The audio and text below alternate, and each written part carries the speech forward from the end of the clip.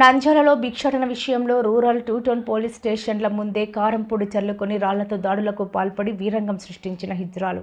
భిక్షాటన విషయంలో పాణ్యం, నంద్యాలకు చెందిన హిజ్రాల వర్గాల మధ్య కొంతకాలంగా నడుస్తున్న వివాదం. నంద్యాలలో భిక్షాటన చేయడానికి పాణ్యం వర్గం ప్రయత్నిస్తుండగా అడ్డుకుంటున్న నంద్యాల వర్గం. ఈ క్రమంలో రూరల్ పిఎస్ ముందు ఎదురుపడ్డ రెండు వర్గాలు. దీంతో ఇరు వర్గీయులు ఒకరిపై ఒకరు కారంపొడి చల్లుకొని రాళ్లు రువ్వుకొని బీభత్సం సృష్టించారు. దీంతో 2 రూరల్ పోలీసులు లాఠీ చార్జ్ చేసి 100 హిజ్రాలను అదుపులోకి తీసుకున్నారు.